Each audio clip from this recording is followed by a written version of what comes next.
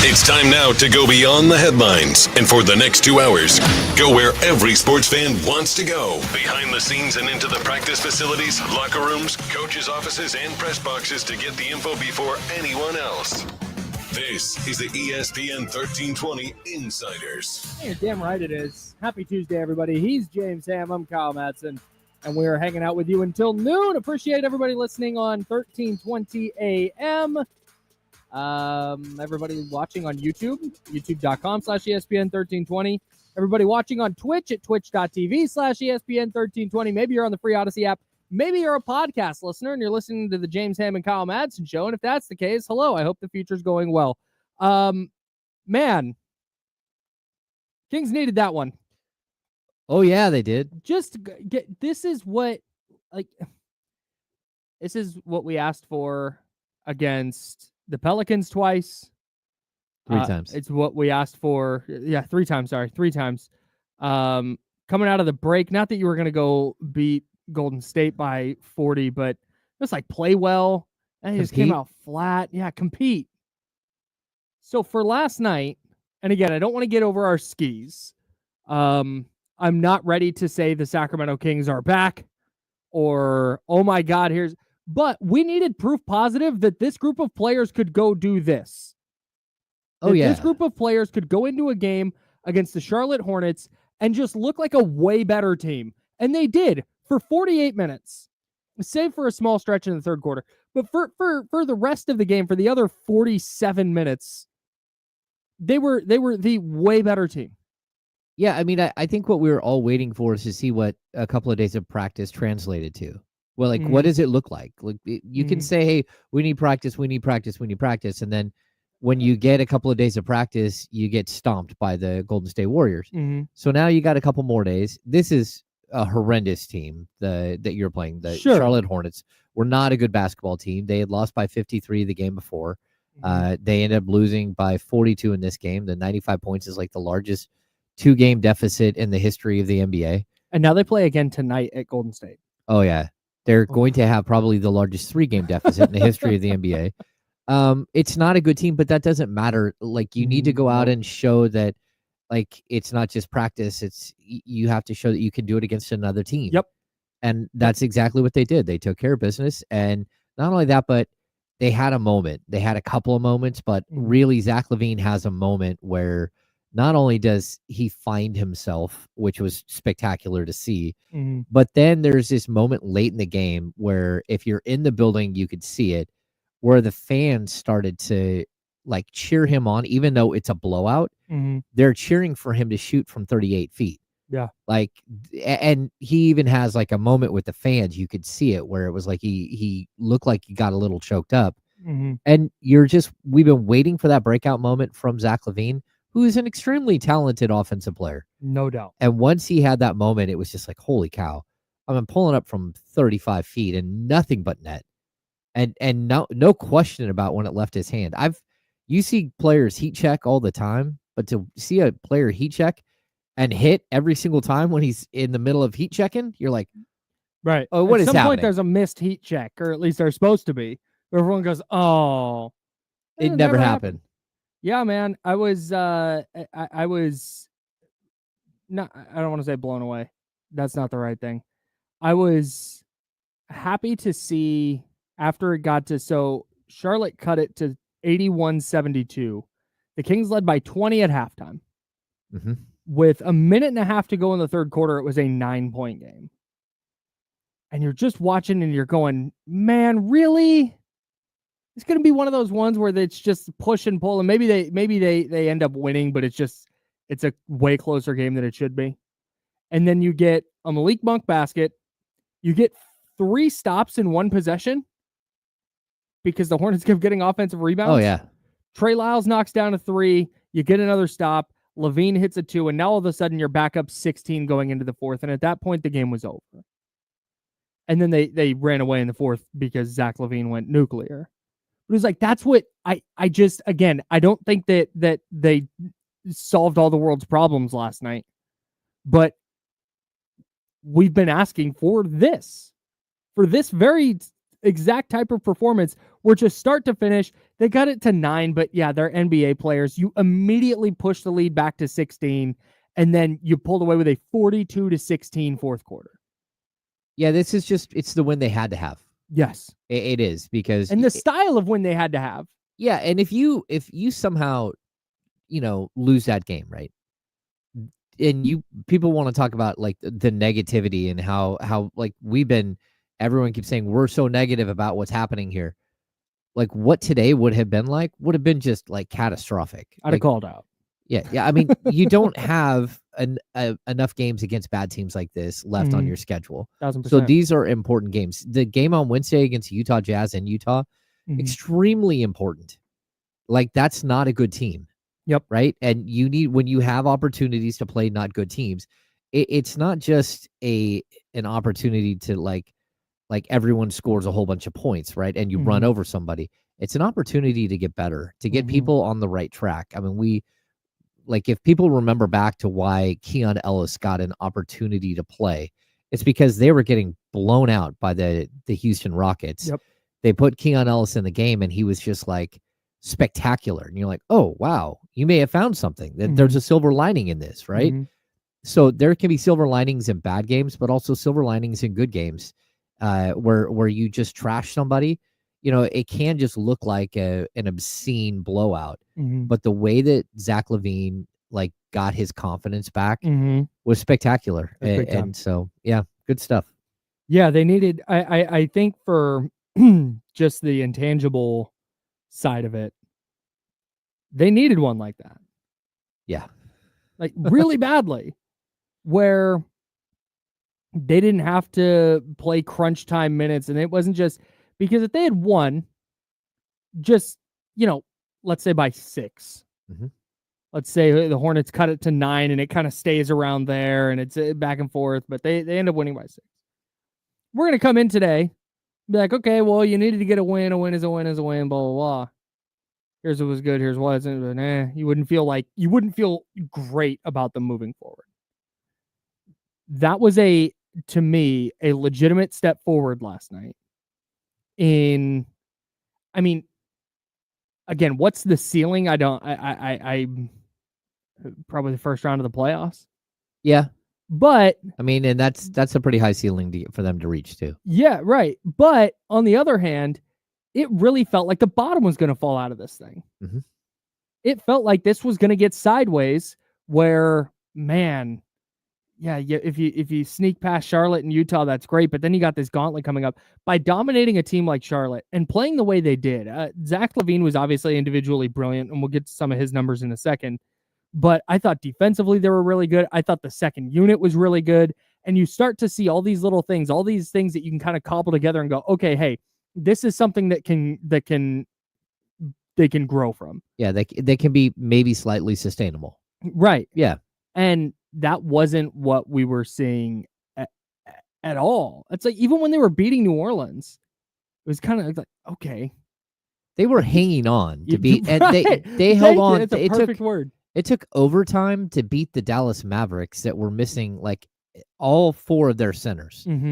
It took overtime to beat that team, and it took a heroic effort from not only I think it was Keon Ellis had a big game, but also DeMar DeRozan, 42 with the game winner. Like you had to have like a huge game to beat that team. Yeah, this just felt like you got to a certain point and you just hit the gas and you didn't let off. And I think that it's one of those games where you don't want to forget some of the other, because Zach LaVine is, of course, going to be the one that we talk about, right? Because of the points. But I thought Jake LaRavia was absolutely incredible. Really good. He's the one who fed LaVine on the buzzer beater layup at the end of the third, but he did that like 3 times where he got the ball and he threw lead out passes. And I was like, wow, I didn't know you had that in you. He ended up with like 4 assists. His number, he didn't even score, but I thought he was so incredibly impactful on the floor. Like Trey Lyles didn't play in the first half. Yeah. Trey Lyles got a DMP CD. He sat there and watched in the first half. And then he ends up with 8 points, hits 2 huge threes. And I'll even say like Keegan Murray, super quiet night, right? The early third quarter, the Kings couldn't score at all. It took them 3 minutes to get on the board. And it was Keegan going in offensive rebound and throwing it down. Then he hits a 3. They were like 4.5 minutes into the third quarter, and Keegan Murray had the only 5 points. Yep. So there are moments in that game where other players kept you in it or gave you life. And again, watching Jonas Valanciunas in the late third and early fourth quarter, he's just a beast. Yep. And I think once you get all these pieces blended together, this team does have a chance to win games. It's just like, what's the level of competition and how good can they be? We won't know until they get more time together to grow. And I really do think the 4 days of practice over the last week really, really helped this team. Yeah. We'll see what the cohesiveness looks like here coming up, because the stretch of games is still tough. No matter how many beat the Hornets by, is not going to be easy moving forward. But it's going to be easier if Zach LaVine plays like he did last night. And this is the thing I want to really be clear. It's not just that Zach LaVine scored 42 points. He definitely did. And 18 of those were in the first. You tweeted this out. 5:21 of the fourth quarter. Yeah, 5:21. 18 points in less than half a quarter. It was the 6th most efficient 40-point game ever. Wow. From a true shooting percentage standpoint. His true shooting percentage last night was 103.3%. Wow. Which is insane. Yeah, that's crazy. The highest true shooting percentage ever in a 40-point game was Miles Turner, who had a 110.6. That's crazy. That's an insane number. What did he score 50 in that game? I don't know. I don't remember. I'm guessing he did, and I think that was with Domas feeding him. So he had the 6th most efficient 40-point game ever. The most efficient 40-point game ever by a Sacramento King, of course. The 66th 40-point game in Sacramento history. I don't want to overreact and get over my skis with excitement here. But this is where you kind of see the vision a little bit with Zach LaVine. Mm-hmm. He's not going to shoot 16 of 19 every night, but he can be super efficient on a nightly basis for the most part. And it's where all of a sudden you start to see, okay, if everybody kind of falls into these roles, whatever those roles are, you see where a player like Zach LaVine can be super, super valuable, because there's just not that many players in the league that are going 16 of 19 from the field and 8 of 9 from 3. And if you're turning 19 possessions into 42 points or 19 shots into 42 points, you're going to give your team a chance to win on a lot of nights. Yeah. And I mean, this is what we've been talking about the whole time with Zach. It's his offensive capabilities are really, really high end. I wasn't really that concerned with the 3-point shooting. Yeah, it was going to come around. Yeah, he just looks like he didn't know where to go. Mm-hmm. And he was off on the court. He was awkward on the court. And it's really tough to hit shots when you're not feeling 100% comfortable. And, it's going to take time to learn. Again, we were at practice the other day, and Doug had pointed out that, LaVine and Domas were over working on their on their screens. Like how they, the DHO or dribble handoff. Yeah, how it is that Domas comes in to set a screen for a player. They were just hanging out on the court, getting some extra reps in, and these little things actually matter. And that's the other thing. I thought the Kings ran the ball through Domas so much early in the game, and that's how the spacing worked. They looked more like the Kings. They look like Kings basketball. Yep. And I thought it was interesting late, after the game, Doug was very clear and said, hey, look, we need Zach to be himself. We will adjust and fit into who Zach is, but we need him to not fit in. We need him to do what he does. And that's be a really, really good offensive player. Mm-hmm. And, so eventually, if he keeps doing that, if he just goes out there and plays his game, we should be able to adjust accordingly.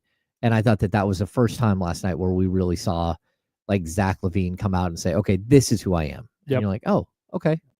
Fun to see. we'll keep diving into last night's game for sure. We'll take a look at the standings coming up too, because all of a sudden you start to feel good about looking up in the standings instead of looking backwards and seeing if somebody's going to catch the Kings. So we'll take a look at that. We'll also take a look at this 6-game losing skid I'm on with Underdog Daily Fantasy. Their pick'em game is super easy to play. You pick 2 or more players, you pick higher or lower on their stats, and then you can win up to 1,000 times your money. On the other hand, it's not that easy for me because I continue getting 1 out of 3, just like I did last night. I had LaMelo Ball higher than 6.5 assists. He had like 6 assists in the first quarter. It was insane. Yeah. He finished with 9. But Domantas Sabonis, higher than 14.5 rebounds, didn't help me out. He only had 10. DeMar DeRozan, of course, wound up deferring to Zach LaVine a lot down the stretch. He finished with 18 points. I had him higher than 21.5. That's a 6th consecutive loss for me in Underdog Daily Fantasy. But I'm back on the horse tonight. Got another lineup cooking tonight. I don't have it down just yet because I really need to lock in. I need to make sure to get a W. I got to snap this losing skid, and I feel good about doing it tonight. Play along with me. Download the Underdog app and sign up using the promo code KyleM to unlock a special offer of up to $1,000 in bonus cash when you make your first deposit. Join in on the fun when you sign up with promo code KyleM. Claim your special offer today and get up to $1,000 in bonus cash instantly upon first deposit. Must be 18 plus and present in a state where Underdog Fantasy operates. Terms apply. Void in Colorado. Concerned with your play? Call 1-800-GAMBLER or visit www.mpcgambling.org. In Arizona, call 1-800-NEXT-STEP or text NEXT-STEP to 53342. And in Arizona, call the in New York, call the 24/7 Hope line at 1-877-8-HOPE-NY or text HOPE-NY. More Kings coming up on the Insiders. That's James Ham. I'm Kyle Madsen. We're sponsored by Jiffy Lube. It's ESPN 1320 on Sacramento Sports Center.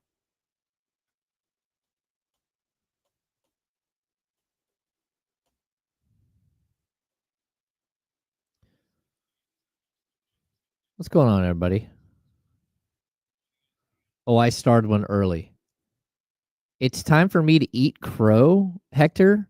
Yeah. After one game? What How's kind that of nice hot plate of crow feel? Yeah. Oh, Jesus. Woo! We are so back, baby. There's somebody gave the Kings like a $25 million coupon for the next 2 years to make up for Zach LaVine's salary. I missed that. Yeah, man, I've told everybody a million times. I really like Zach Surprised you can talk with all that crow in your mouth. as an offensive player. He's a very good offensive player, and eventually he was going to wake up out of his slump. I did not think that this is what he was going to be the whole time, but like at the same time, man, you played one of the worst basketball teams in the league, and you got to do it. You got 25 more games. And on top of that, you got another 2 years of Zach LaVine. And so I would like to watch good basketball. That's like straight up. But, still has to play defense.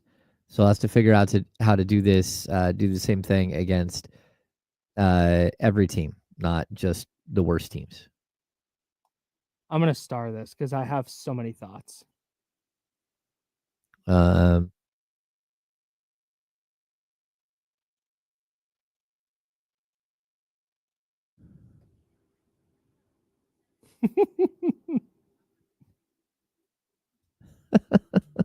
so funny.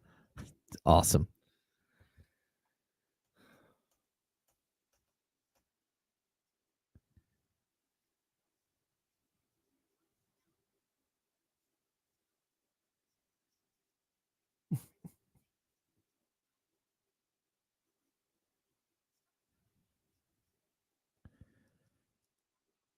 Leezy, I don't know where you were. Because yes, I've only missed 3 games in 15 years. I have blocked off my entire schedule to be at the game on March 7th.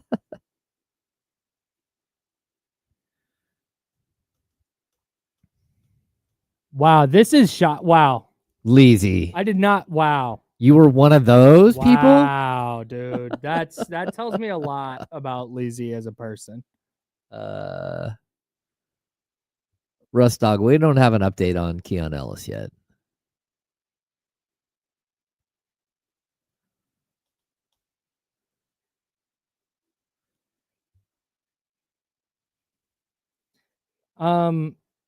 Yeah, I mean, Golden State's significantly better than Charlotte. So yeah, probably.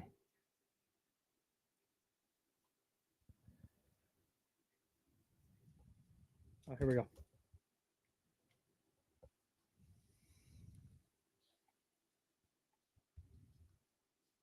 Now, back to the Insiders with James Ham and Kyle Madsen, brought to you by Jiffy Lube on ESPN 1320. Hey, man. You brought something to my attention this morning. I guess at the game last night, they were showing, because their next home game is that March 7th bout against the San Antonio Spurs in De'Aaron Fox's return to Golden One Center. And you said there was booing in the arena? It wasn't a smattering of boos either. It was a full-blown birds were out. It was a good, like couple of thousand people booing. And it's not like they were like, they run promos in the arena all the time. Right. They flashed it up on the scoreboard and all of a sudden there were boos. And I'm like, what? Like, what is happening? I didn't expect that. Here's the deal. So our guy, the NBA Guru Show, tapped in and said, "Hey James, I'm gonna answer this too if that's okay." Yeah. Hey James, many Kings fans will be booing when Fox is in town. That's fine with me. Do you think the Kings should have a tribute video for him? Many fans would say no. I am in favor of a short video. I wouldn't be shocked at all if there's people who boo De'Aaron Fox when he actually returns and is announced. But there's so much vitriol that we're booing a game promo. I had no idea. I don't. I must live under a rock. First of all, I thought it was bold to put that up there. Like, they had all kinds of opportunities to just put up a picture of Victor Wembanyama, even though he's not playing, or to put up a Spurs logo. You can't, because here's the deal. If you put up just Victor Wembanyama, then people are going to be like, wow, don't they know Wemby's not playing? Well, but some of the people will. A lot of people don't know that Wemby's not playing. I mean, okay, and now you're misleading the folks. Of course. Because he's not playing, so you don't want to advertise that he's playing. Then put up Chris Paul and then hear the boos. Or put up Devin Vassell. Like, I thought it was interesting because it really felt like it was almost like they're crowdsourcing what they're going to do. And I was just like super caught off guard by the amount of boos. It wasn't like a couple of dudes are like, oh, F that guy. Sure. It was like, oh, there's actual real anger. Yeah. No, but that's smart. Like, that's going to be a big game. You want to drum up passion in whatever form that comes out. Yeah, not whatever form, but it's if it's booing or making anti De'Aaron Fox signs or whatever it is. Like, sure, like whatever. Yeah, I just like, and this isn't about like again, Fox was here for almost 8 years. He's one of the all-time leaders in like almost every statistical category, including minutes, and he's the all-time leader in I mean, he was one of the all-time leaders in games played. He's one of the all-time leaders in scoring. He is the all-time leader in assists and steals. I was just like surprised. And I had a conversation with somebody after the game, and they said something like only 19% or something of season ticket holders have social media. And so that's why it was like even a bigger surprise. Sure. Because like we all live in this bubble. If you're a sports fan, I think a lot of people live in the bubble that that everybody has Twitter, or that everybody is on Facebook, or everybody follows the news very closely. Yeah, and the fact is they don't. Like, correct. There's a huge amount of people who do not follow every single moment of this. They don't understand like Fox being called a snake, or they don't understand, like the dynamics of how the trade happened, or any of that stuff. And I'm just taking shots at Damian. That's crazy. Well, like everybody, there's a bunch of people out there calling him at this point. Even last night, I got it. So I just think it's really interesting that you saw what like realistically is a lot of social media stuff translate into a lot of vitriol within the arena. Yeah. And I was like, oh, wow. I was, and I get that there are people, there's like a section, there's a segment of fans, and this is true, I think for every fan base, for every team across every league. When a player gets traded, that player's dead to them. Yeah. Like that player it ceases to exist as a person they're going to root for. And that's fine. Like that, again, not going to be fan police here. Do whatever you want. Of course. Boo who you want. I don't care. Unless it's me. Don't boo me. I have a fragile ego. But on the court, boo whoever you want. I don't care. I was I was under the impression, and again, this is just, I guess, because of the bubble I exist in, that a lot of the feeling about De'Aaron Fox was the anger about De'Aaron Fox was directed more at the organization for putting him in that spot. But it sounds like more of the anger is directed at Fox for asking out, regardless of circumstance. Yeah. And I just had no idea. That's the problem. I It think makes sense. a lot of people didn't track the whole story, right? And there are things that have been said after the fact, but the one thing that De'Aaron has never said is anything negative about the city of Sacramento. Correct. At all. Or the fan base in Sacramento. At all. Yeah. He should get, by the way, he's getting a video. If he doesn't get a video, it would be the most Bush League thing. Oh, yeah, absolutely. He's getting a video, for sure. He should get a video. Yeah. I mean, like, look, he was a great king. Mm-hmm. One of the best that Sacramento has had over the 40 years with the franchise in Sacramento. Yeah. So, yeah, I just think it's intriguing, though, to watch like it play out the way it did. And like, look, the story is complicated, but really it's not. It's like, hey, player was in a unstable environment for the first, 5 or 6 years of his career. He found stability, told the franchise very clearly, if you want to let go of the head coach, that's fine. Do what you're going to do. It's your franchise, but I don't want to play for another coach. That was pretty clear. They knew that during the offseason. They fired the coach, whatever it was, 40 games and 30 games into the season. Like, and when they did that, they knew right then that they were trading him. Yeah. It wasn't like he walked in the room that day and said, hey, I'm out of here. You fired Mike Brown. Yeah. They were very clear, just so people know, the assistant GM and the GM were very clear. We knew exactly what the players' thoughts were on Mike Brown when we pulled the plug on this. Yeah.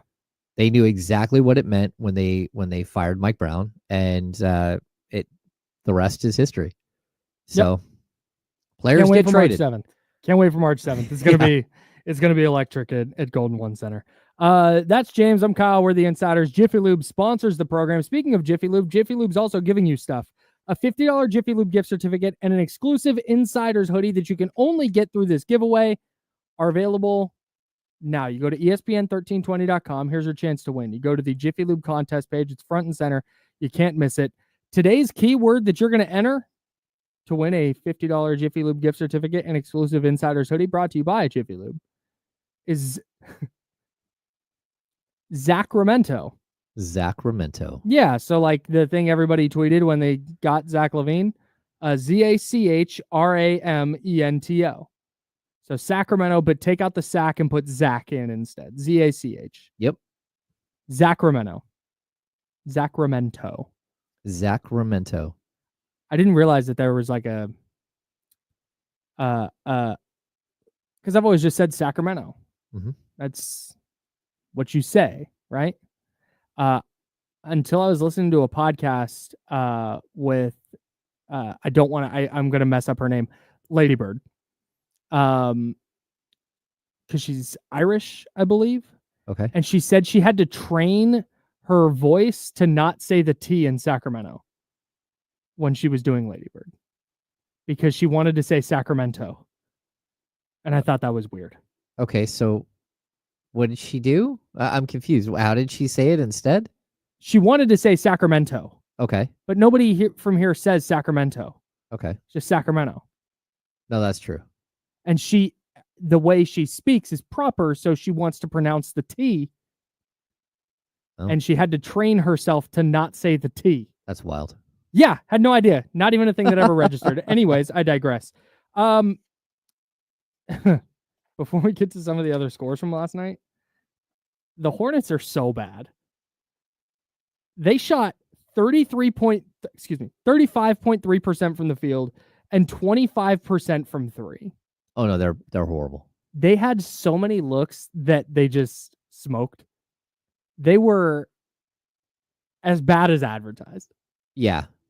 Man, that was a tough watch. I think Miles Bridges as a human being, like I don't think you can cheer for him Deplorable. at all. Yeah, just not a good dude at all, right? Mhm.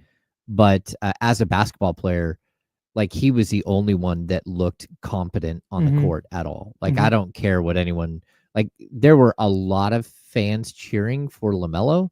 Like he had like teeny bopper fan base that was weird. Bro, he led the NBA in all-star fan voting. Yeah, every time he was at like the free throw line, there was like shrilling happening. Yeah, bro. Like, the youths are big fans of LaMelo Ball. They are. The Utes of America are big fans. But as a basketball player, it's like I'm so out of touch. I was not at all impressed. Yeah, he wasn't good last night. No. I like LaMelo a lot, but the Kings did a great job on him. 3 of 13 from the field, 1 of 7 from 3. He did dish out 9 assists, but yeah, every drive to the basket, there was not a lane for him. The same move. Had like one herky jerky move. Yeah, and it goes left. Throw something at the rim, and the Kings did a really nice job on LaMelo last night, which is part of the reason they won by 42 points. But man, that's just not a good roster. No. Well, and they also, Mark Williams didn't play, and then they have 3. Yeah, Brandon Miller's out, Grant Williams is out. Yeah, and one more. They have I can't remember who the third. We had it yesterday. Trey Mann. Yeah, Trey Mann. Yeah, Trey Mann. So 3 of their top 7 players are out for the season with like major injuries. That version of the Hornets roster was really bad. Oh, totally. The type of team you should beat by 40 if you want to be a good team, and the Kings certainly did that. Yep. Did they get any help yesterday, the Sacramento Kings? Mm-hmm. Well, they did from my Detroit Pistons, who have won 7 straight. They looked good last night, dude. It's wild. They're just climbing up. 106-97, they beat the Clippers. The Clippers have now lost 3 in a row.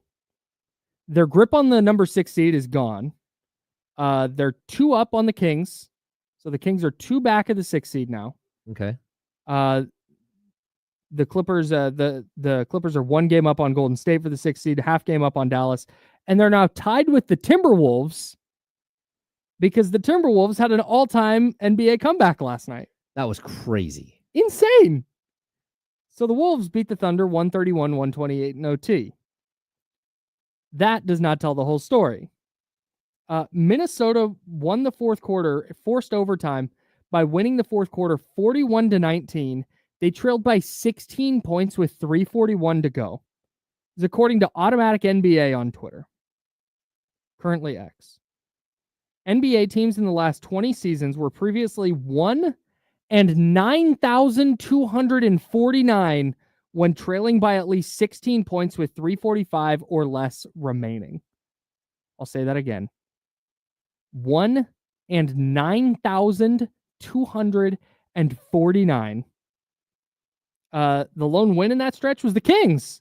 That's wild. Over the Minnesota Timberwolves on January 27, 2020. That was, of course, the game. They were down 115-98 with 2:44 left. And then De'Aaron Fox missed the free throw, got the offensive board, and put back to force OT. Yep. Unbelievable. And then went on to win that game. So that was the other one. Out of the last night. 9,249 games. Yeah. Well, 9,250. Yeah, it's wild. So now they're 2 and 9,249 because Minnesota went on to win in OT. Minnesota now tied with the Clippers for the number 6 seed. If you're the Kings, you probably wanted to see the Wolves lose that game. Mm-hmm. So not a lot of help there, but the Clippers losing is big because Sacramento now, and again, I know this is a pretty stark departure from the tone of the conversation the last few days, but all of a sudden you go, okay, it looked good against Charlotte. Mm-hmm. That's a good first step. Can you carry that over to Utah? That's a really good second step. And then you get into the nitty gritty of this 11 game post All-Star break stretch where, okay, you're 2-1. You're within striking distance of the 6th seed. If you start playing well on a nightly basis, the playoffs are right back on the table. Yeah, I mean, certainly the play-in, you can solidify yourself as a play-in team relatively quick at this point. Yeah. I mean, like the Suns, I mean, they just don't look like they've got enough in the I think tank. they're toast. Yeah, I mean, they're 2 games back, but I think there is potential here. And like you start looking at the loss column because that's what's going to really matter. Mm-hmm. And right now, the Kings in the loss column, they're one game behind Minnesota, Dallas, and Golden State in the loss column. They're only 2 behind the Clippers for that 6th seed. Like, can you climb? I don't know. We're gonna have to. They have to do it against. You said they have to beat Utah in the same fashion that they just beat Charlotte. But then you have to find ways to beat a Houston Rockets team. You got to find ways to beat a Dallas Mavericks team because those actually matter. Like this is a stretch of games where it's still soft. Like Houston is not playing well at all right now. You're 2-0 against them already. People keep saying, "Oh, the Kings are 2-0 against Houston." It's like this is not the same Kings team it was. No doubt. No doubt. Houston has stuck. You remember, of course, they at the deadline they're like, "Yeah, we're not trading anybody. Right. We're running it. We're going to play this roster and see what it looks like all the way through." That's fine, but now they've hit sort of that tough stretch where a young team can fall apart a little bit. You need to take advantage, but any games against Houston earlier in the season, to me at this point, are just moot. I mean, like you're a different team. Like that Dallas game, yeah, it's the same team that you played last week, but the Houston games are totally different. Yeah, for sure. Got to get them though. Yeah, that's regardless of what earlier in the season looked like. So yeah, man, that's why last night was I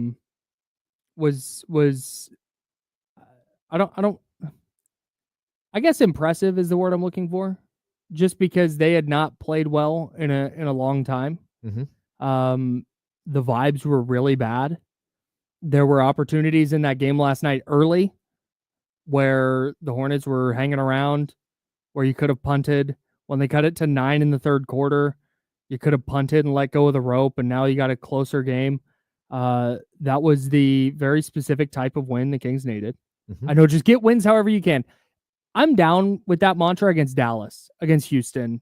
Even against Golden State, if they could have got that win. Against Golden State, right. Teams that are in your tier or above, just figure out a way to win. I don't give a damn how it looks. Maybe it's DeMar scoring 50. Maybe it's Domas having a triple-double. I don't care. But these games with the Utahs and the Charlottes, you got to go blow those teams out, man. Oh, yeah, I totally agree. I don't know what the total is of games against sub-500 teams remaining on the schedule, but the Kings just don't have many of them. No. I mean, you've got, again, the Jazz coming up, so there's 1. You've got the Spurs coming up, that's 2. You've got the Suns coming up, that's 3. But then it gets pretty dicey. You have the Bulls, that's 4. You have the Wizards. You have Charlotte again. Okay. Your Detroit Pistons are no longer, and that's it. So you got 6 games against sub 500 teams. That's insane. Maybe 7 because you finish with Phoenix. Man. Yeah, that's Kings, rough. The Kings right now would be the 7 seed in the East. Okay. Oof. Well, they're the same amount of wins as the Magic. Man. Yeah, interesting. That's tough. All right. We got to step aside. We've got. I'm going to put a pin in the Kings thing for a little bit because there's some NFL stuff that we've had on the rundown that we've not gotten to. So we'll talk a little bit of NFL before diving back into the Kings in the second hour. He's James Ham. I'm Kyle Madsen. We're the Insider, sponsored by Jiffy Lube. This is ESPN 1320, and it's Sacramento Sports Center.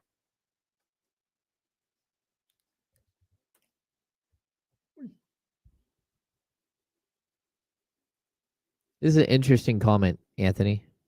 Yeah, part of the booing was a reaction to seeing Fox in a Spurs uniform.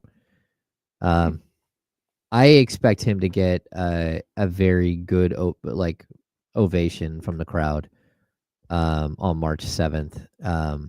But once we get past March, once you get past that early game stuff, I think we will hear spattering boos throughout the game.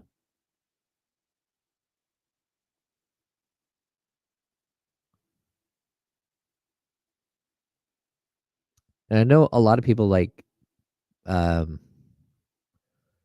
that I just love De'Aaron Fox. Like, look, I covered a guy for 7.5 years. I saw lots of good and lots of bad, but the good outweighed the bad greatly. And players leave.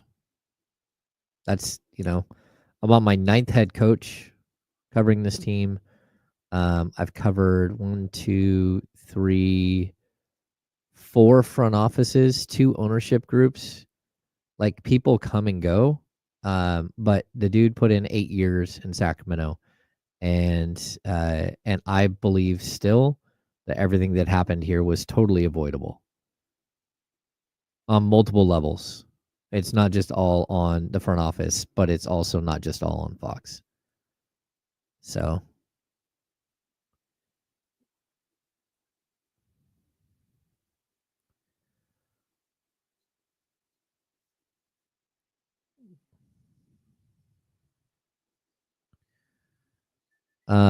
cool, Raul. That's what I've been saying. Like, and you might have a first round pick. Oh, sorry. But that's going to be a problem, that you're going to be over the cap with only 8 players under contract.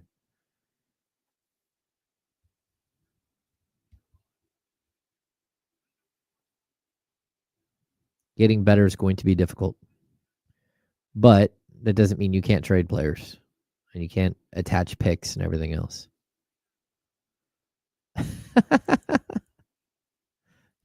No. Yeah, like I get. So it's actually funny that Russ Dog said that, because I was thinking about this last night. It wasn't like best win of the year type stuff, but it was definitely like it was in a different realm. It was a notable victory for sure for me. I brought this up before, but years ago when the Kings traded DeMarcus Cousins at the trade deadline, right? Actually, they traded him at All-Star weekend. And then the first game coming out of the All-Star break, they had this moment where they battled back from a big deficit against Denver. And like the fans started cheering and everything was cool. It was a moment where you're like, okay, everything's going to be okay. Mm-hmm. Now, this is just basketball. And at the end of the day, players come and go. And we have no idea how everything will work out in the end. But we definitely have, that it's just everything is okay. Like, these things happen. That's what last night's game was kind of for me. It was like, okay, I like that Zach had a moment for him. Yeah. That was good. The Kings haven't just beat the brakes off a team like that since January 19th against Washington. Because even they beat the Nets by 14, but that one they had to pull away in the fourth. Yeah, they won the fourth quarter by 12 to win by 14. They were down at half. Oh.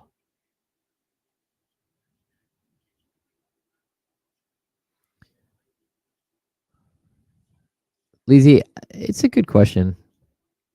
He's there. I see Jay every single night. I think it's just like the locker room thing at this point, and I think he'd rather just be on the roster than get waived. I have a counter question. Where'd Leezy's question go? Oh. Right there. My counter question is, why do you want Jay Crowder to play? Yeah. It's a good question. There are certain players that I would like to see Jay Crowder play against. But at this point, he hasn't played in so long that it would be really difficult to see him like just run out on the court.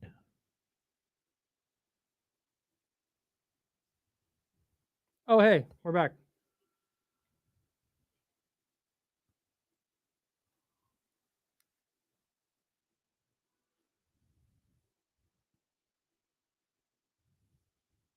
Now, back to the Insiders with James Ham and Kyle Madsen, brought to you by Jiffy Lube on ESPN 1320.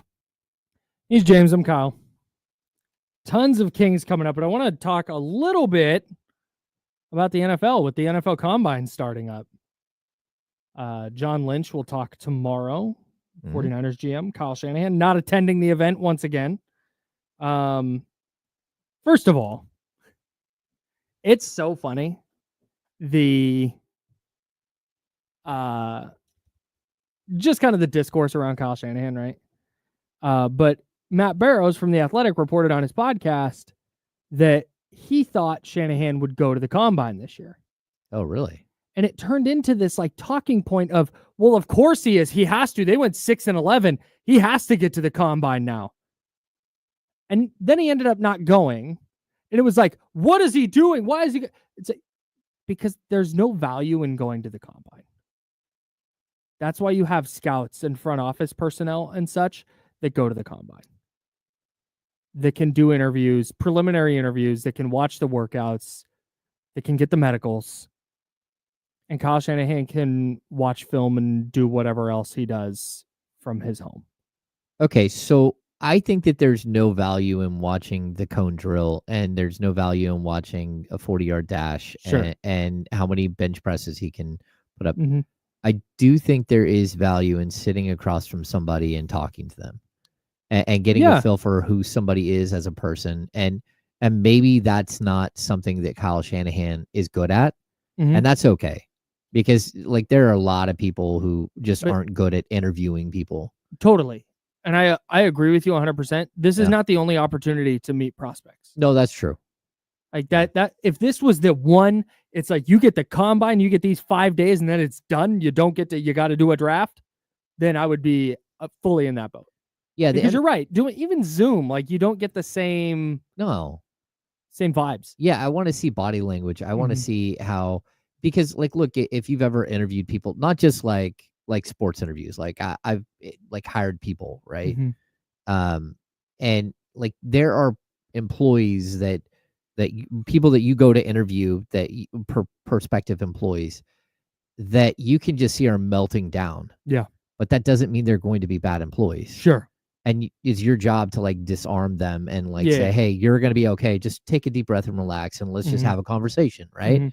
Those are moments where I think you can learn a lot about somebody and just how, they handle themselves, how respectful they are, who they blame for the things that have happened to them in their careers, like how they take accountability. There's a lot of things you can learn. So if there are like a whole bunch of opportunities to go out and the interview process is just one part. Yeah. But it's also something that I wouldn't want to give up as, somebody who like, I enjoy that aspect of it. Sure. So, but again, Shanahan might just be somebody who goes, that's not my thing. And I don't get a good feel for people, or I'm not good at breaking people down and having them like, sort of talk to me. And so I'm okay with it as long as he's doing all the other basics.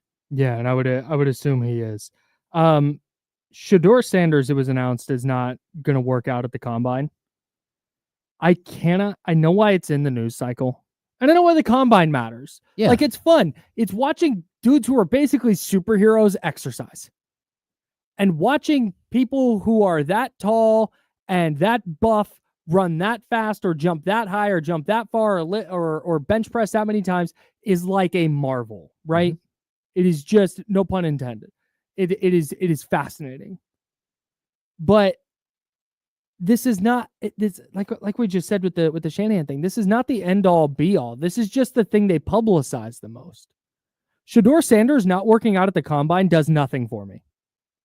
It tells me nothing. Caleb Williams didn't work out at the combine. Drake May didn't work out at the combine. Jaden Daniels didn't work out at the combine. He doesn't need to. No, he's going to go in the top 10. He's going to be one of the first 2 quarterbacks taken. He has a bunch of tape that can speak for itself. He'll perform at his pro day. Right now, he's focused on getting better to ensure that when he throws at his pro day, he's going to be the best version of himself for scouts there. I'd also say that when you're going into a combine, right? A lot of these players are just doing that one drill that they're supposed to do. Yes. They're just getting so good at that one thing. And then some guys show up and they're not. And you're like, bro, you had one job. Yeah. Like, and I think that that's, for me, it's that's as much of a red flag as anything. When somebody shows up and you're like, you don't know how to do this drill. Yeah. And you had this is like saying you don't know how to like write your name on a test. Right. Like you had all this time to prep. This is like everyone knew what was coming. Like if Mhm. you don't know what the combine is, you have an agent. Mhm. They should have told you what the combine is. You have a trainer. They should have worked with you. Mhm. But then you have guys that show up and you're like, oh my gosh, like, Yeah. bro, like, what are you doing? Mhm. There's one thing to get nervous and make some mistakes. It's other things for your body to literally look like you've never done the drill before. Right. And that happens all the time. But I think there are like workout warriors who do so well at the combine because they've just like studied this one That's thing. it. Yeah. That's it, dude. That's why I can't believe. And again, this is not directed at people who just enjoy the combine, Mhm. because you get to watch athletes exercise and do incredible feats of human strength and athleticism. I get it, but like draft analysts, we still haven't learned. Wow, that guy ran in the 4.3s. I didn't think he looked at. Man, that's gonna help him a lot. Like, is it though? Because if a guy doesn't look super fast on tape, Mhm. and then goes and runs a 40, and you're like, wow, that was a little faster than I thought he would run. It's like, yeah, because of what you just said, James. You can literally go work on your 40. Oh yeah. You can go get better at, you can shave time off your 40. Eric Crocker, who hosts the Locked On 49ers podcast with Brian Peacock, those guys do a great job. Love them both. He had a cup of coffee in the NFL and also played in the Arena League, and talked about how when he first started out, his 40 was whatever it was. He went and worked with a coach on it for some period of time and shaved like half a second off his 40 Ooh. by getting it off to a better start. It's like, you're not faster. You just got better at the drill. Yeah. And I can't believe that we're still going, wow, that guy ran a 4.38. I was expecting him to be in the mid 4.4s. That changes my entire perception of him as a player. Like, can you imagine in the NBA, and maybe this does happen and I just don't follow the NBA combine enough, but there's a player that you're looking at and he's like in the 20s, and then all of a sudden he jumps out of the gym at the combine and everyone goes, wow, hang on, this is the top 10 guy. It's happened. That's crazy. It is. It is crazy. I think it's Joe Alexander is the guy that pops into my head, who went to West Virginia and like showed up at the combine, and everyone was like, what in the world? Like 43-inch vert, like every single drill he finishes like first place. Mm-hmm. It's like, okay, but he's not he lasted in the league like a year and a half. Right, because you can see on tape like, oh yeah, he's just kind of And he went like number 9 or number 10 overall, like because of the draft. But I think with NBA specific, you do get to see things like, their wingspan, their true height, because height matters so much at the NBA level, and guys like whoever makes the media guide at college, wherever, they sometimes inflate those stats. So you actually, when you get that first like height measurement without shoes on, it is a big deal. Yeah. But then, I've told the story before, like Hassan Whiteside showed up and measured in at like 6'11 3/4 at the combine, because he wore flip-flops to the measure. Right. Like, so he measured like 6'11.5 without shoes and 6'11 3/4 with shoes, because he wore regular shoes. He wore flip-flops that are all like flattened out. Like, that's so bro, funny. what are you doing? That's so funny. So like there are those moments, some guys like they literally wear like the giant soled shoes, and you're like, okay, man, well, like you're not gonna be able to fudge the numbers. 6'5" without shoes, 6'10" in shoes. Yeah, or the giant hair guys. You're like, okay, man, sure. Like we're gonna have to like make this thing is right. The measuring stick goes through your hair, just so you know. We're not gonna like, okay, he is 7'3". Yeah. It's like, really, he's 6'2". Like, that's not happening. So I do think that there is value in it. Sure. It's part of the buildup. It's part of the fun. It's part of like going through and being a draft prospect, and like having part of that adventure, just like bouncing from one city to the next and doing NBA workouts is. Sure. The combine is one thing, but then the workout things are crazy. Like, like I've had guys come through Sacramento that have been to 10 workouts and they're exhausted. There's nothing left in the tank. They've been in 3 cities in 3 days. Yeah. And different coaches are yelling at them about different things and want different things. The Kings were notorious at one point for doing like a blindfolded dribbling drill. And players, like they would get to Sacramento, and like, okay, that was different than everything else. But again, they're exhausted. They haven't been eating right. They aren't pros yet, and they're all hopeful and they're trying to say the right thing. So I think I like the draft process, but some of it is just way overblown. Yeah, and with the NFL Combine, it's the same deal. Like height, weight measurements are big. Medical stuff, like that's the whole point of the Combine is the medicals. Oh, totally. Like that is the entire thing, and we've turned it into this exercising event. And it is. It's fascinating. When Xavier Worthy rips off a 4.2 140 or whatever insane thing he ran, like that's fun. That's a really cool thing. But I just don't. I don't have it in me to have it dramatically impact what I think about players I watch.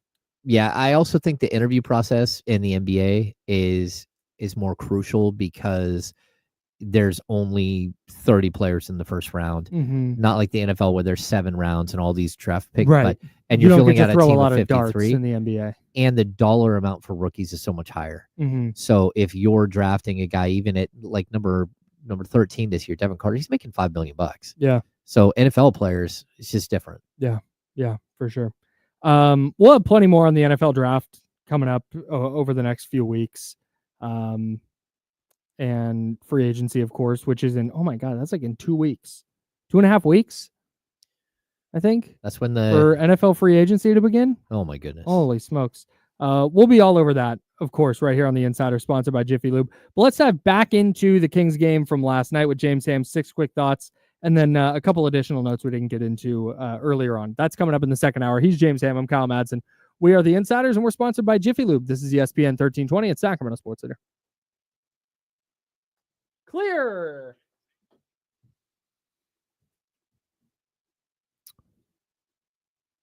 Ooh, this is a good question from Luke Easterling. Combine week. Who runs a faster 40, James or Kyle? Slow as hell, bro. Yeah, with a bad back, I've slowed down. But when I was young, I was a burner when I was little, and then I was a slow grower. And yeah, I was 5 foot tall when I was a freshman. Weighed 95 pounds. So, yeah, I was. I think my best, like when I was a sophomore, was like a 4.7 40, and I had back problems even then. Yeah, there we go. There you go, you guys. What are you gonna do, you know? I was 5'4", 125 when I was a freshman. I was sophomore. And I hit 5'10" as a junior. Nice. But I weighed 140. I'm shocked that stayed in the yard entirely. What? This Jorge Soler home run he hit yesterday.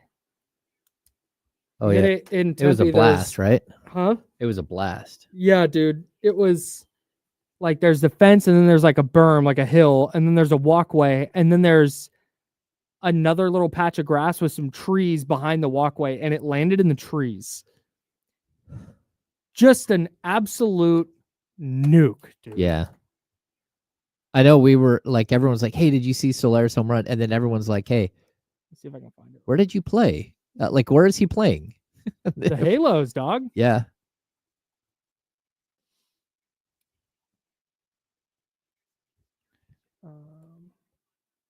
I don't need the sound. Oh, yeah. Here we go.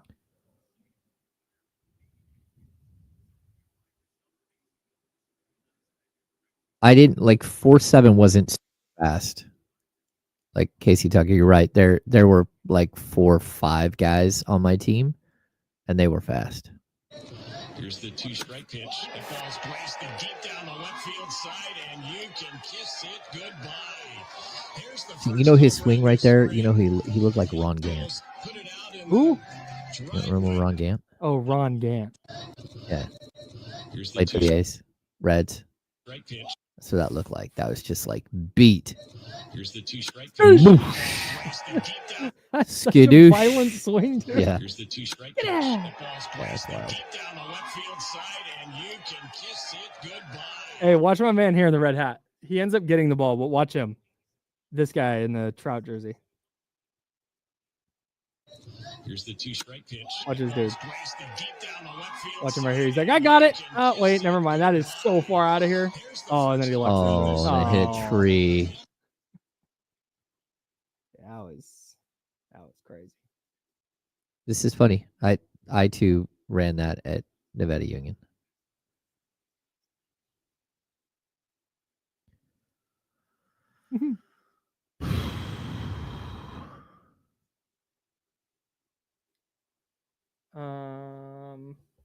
All right, 10 seconds.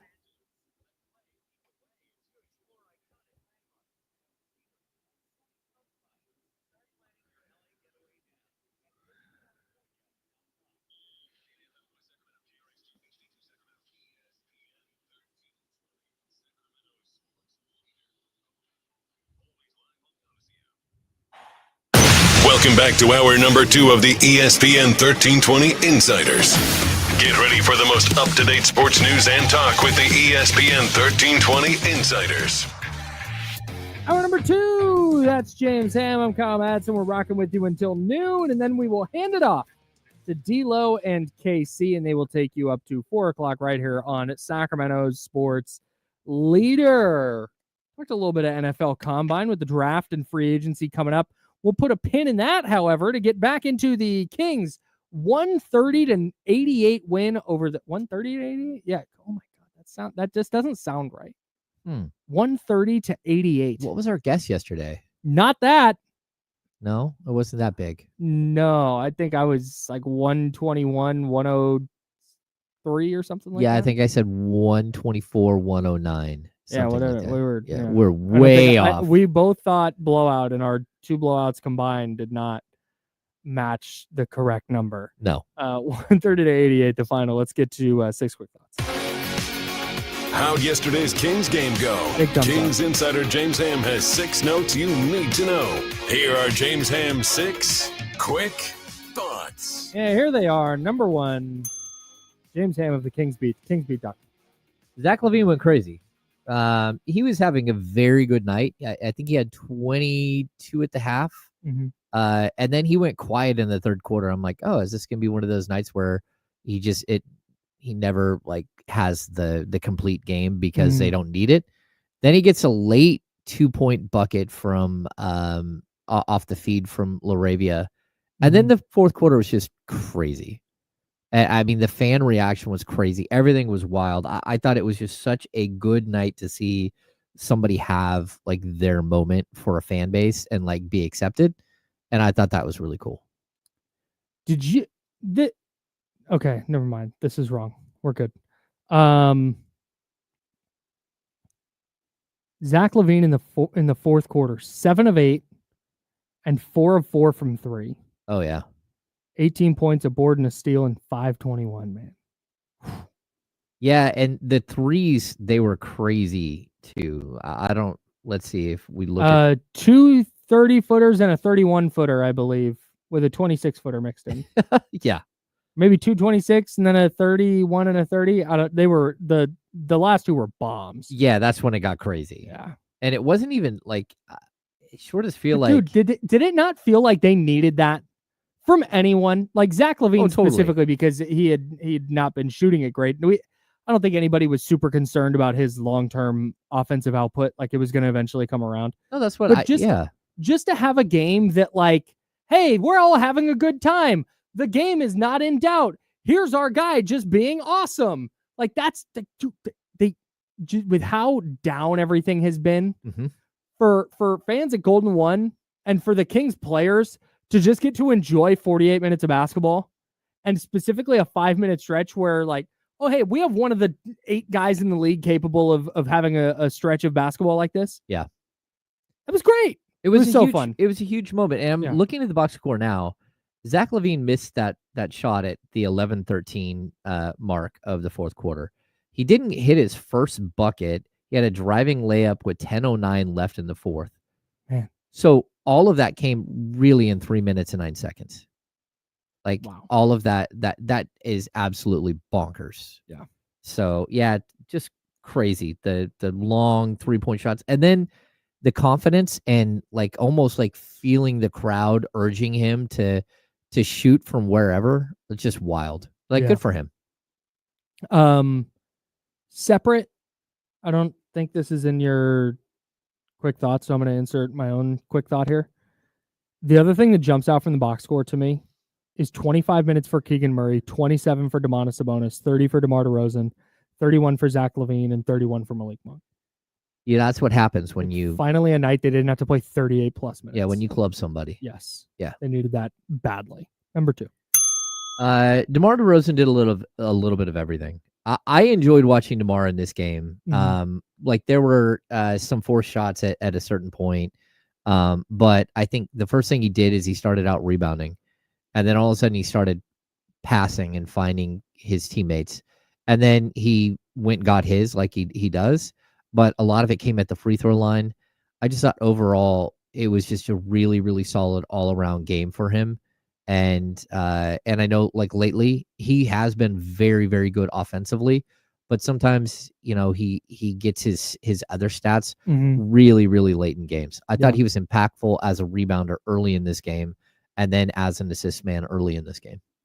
Didn't feel like he went 4 for 12 because he was making impacts elsewhere. Yeah. Yeah. Would love to see more of that from him where he finds ways to affect winning without putting shots at the rim. That's going to be one of the key things moving forward for me. That the reason last night worked as well as it did was because of that. There were a couple of clunky moments where it was like he got the ball in the middle of the key and then had nowhere to go. And you're like, okay. It's going to happen sometimes. Not Not every possession is going to be perfect. No, totally. So, but I thought overall, like he has to do other things. And that's just it. Like the Kings need all of these guys, like even the Keegan Murray 5 rebounds in 25 minutes. In 25 minutes. So if he's playing 38, he's going to get 7 or 8 boards. That's really good productivity. And I thought that DeRozan was good there. Number 3. The Kings ran the ball through Domas. I thought early on he set the table. His stat line is really funky. For him to finish with 7 points on 3 of 6 from the field, 10 rebounds, 7 assists, and only 27 minutes. His double-double streak ended. But I thought that it was one of those performances where that's what Kings basketball needs to look like. When you watch the first half, you're like, I get it. That if you're going to do that, if you're going to play through Domas and let him direct traffic, this team does have a shot. But they went away from it, especially early in the third. And Domas just really didn't have any opportunities to score. Yeah. There should have been a little more emphasis on getting him some looks. But there are guys making mistakes all over the place still. Even like there was a point where he got the ball at the top of the key and kept waving for LaVine to come through. And he doesn't, and then he resets, and then Domas just turned around, looked at the basket, and chucked a 3, and he missed because that's not his normal in rhythm 3. But you can see that there's still some mistakes being made, some clunkiness. But as long as they're going to use him as their hub, I think they're okay. That's what eliminates to me a lot of the hey, who brings the ball up the floor, who initiates the offense. Dude, let your freaking center do it. Yep, it's what he's the best at. Don't just go, hey, get the rebound and then get rid of it and then let other people do stuff. Maybe sometimes you'll get the feed from Monk on the pick and roll. Like, no, give him the ball because when there's just a noticeable difference when they get the ball to Domantas Sabonis and either he puts it on the deck or they're running a dribble handoff or whatever it is, there's just so much more motion. There's so much more movement. They're so much more difficult to guard. This seems like a no-brainer thing they need to continue doing moving forward. And if somebody, whoever it is, can't figure out how to play with them, then you just don't get to play. Yep. I don't think it's a coincidence that their offense looked better last night when they were running things through Domantas Sabonis. No, I think that's the way you have to do it. And even the assists that Monk had, to a lot of them were to Domas on the roll. And you saw a couple of really, really nice plays, and you needed more of it, but maybe not in this game. Not in this game, but certainly moving forward into the teeth of the schedule. Number 4? Yeah, Malik subbed out 4 minutes into the game, which I thought was very strange. That's what they've been doing with LaVine, but like Keon Ellis subbed in 4 minutes into the game. And at that point, Monk already had 5 points. He looked good. Then when he came back in, again, he's playing with the second unit. He's trying to get that second unit going. And so it's a little forced. The third quarter, I thought Malik just lost his mind for a few minutes. He turned the ball over on multiple possessions. He jumped up to 5 turnovers. I think he had 3 turnovers in the quarter and 5 midway through the third overall. And he cleaned it up. When they went back to the bench, and again, in the second half, they had to go to Markelle Fultz because of the Keon Ellis injury. But when they brought Monk back in, I thought all of a sudden he calmed down and was a much more productive player. Ended up with 13 points, 9 assists. Maybe he did get to 10 assists. He did. He did get to 10. Yeah. Number 5. Keegan Murray stepped up in the third. Yeah, I mean, I thought it was totally bizarre watching this team come out in the third and look like they didn't know how to play basketball again. Insane. Yeah, and then Keegan went and got a rebound and scored it, and then he hit a 3 and just kind of got everything going again. And I thought that was a big moment. You need him to kick in wherever he can. Yep. And I hope he gets more opportunities, but just realize that he is the 5th option in the starting unit, and that's tough. But I thought he was good. Yep. Right there with you. Trey Lyles hit a couple of big threes. You mentioned that earlier too. Yeah. Same deal. Just where it got a little dicey. Okay, big 3. Get the lead from 11 back to 14, or get it from 9 back to 12. Yeah, leveled them out. Those are big shots for sure. Last one. Keon rolled his ankle. He came out to warm up in the second half and then went back to the locker room. We don't have an update. I don't know what's going on there. I think he stepped on Nurkic's foot and rolled his right ankle. Isn't this the second time he rolled his ankle pretty bad this year? I don't. He hasn't missed time with it. Right. No, but he had the one. No, it was against Houston. Yeah. Where I think he stepped on Şengün, I think. Yeah, he stepped on his foot and left the game, and it was like, oh my God, what are they going to do without Keon? And then he, I think, played the next night. Yeah, or a couple nights later. Keon is one of those players that he's young and he has an elastic body right now. He is probably not going to miss time. I don't think he'll miss major time. I could be wrong. We haven't heard anything new, but a lot of times with they didn't need him in the second half. And I also look, this gave Markelle Fultz an opportunity to step in, and I thought he was really solid. Yeah, solid's the right word for sure. Yeah. Knocked down the 3 that came to him, which was a big deal. I think he won 1 of 2. Yeah, 1 of 2 from 3, but the first one out to the corner, no hesitation, knocked it down. You see, because he had that shoulder injury, and then remember, right after he got drafted, there was the whole thing with his shot. Oh yeah, somebody messed up his shot. And so when you see videos of him shooting, everything is very slow and deliberate. But that's so when he gets into games, it can just, because the 3 he hit from the corner was not this catch, load up, long developing shot. He just caught and shot it. Yeah, it looked like everyone else shooting a 3. Yes. Yeah, I thought it looked very normal. When I watched him in practice stuff, it doesn't always look that normal. Right. Yeah. Right. Yeah, and I think it's just because he's really trying to muscle memory it. Yeah, it's possible. That's how it seems to me. But no, man, that you see the difference when he's in the game of having a second point guard. Is he the best point guard in the sport? No, but you said it. He was solid, and he played 18 minutes last night. That's probably more than he's going to play normally. But man, I will take 10, 12 minutes of Markelle Fultz for sure. Yeah, I think he's been a really interesting find right away. And the fact that he hasn't played in 9 months and he's stepping out on the court and instantly starting to look like a basketball player, look like somebody who belongs, is a good thing. And I like the matchup with him and Monk off the bench, because that gives you sort of your offense-defense guy. And the same way that I like, Keon Ellis playing with Zach LaVine as a backcourt. I don't know about that being a starting backcourt, because neither one of them are natural setup men. But if you're playing with Domas and you're running everything through Domas, I don't know. I also loved Keon Ellis came in the game, and it was the Kings were a little bit slow. He instantly hit 2 threes and no hesitation. Yep, that's what he does. Yep, I'm here to hit the 3. If you're not going to start him, I love the idea of that short rotation in the first quarter. Bring him in right away before things can get a little bit out of hand.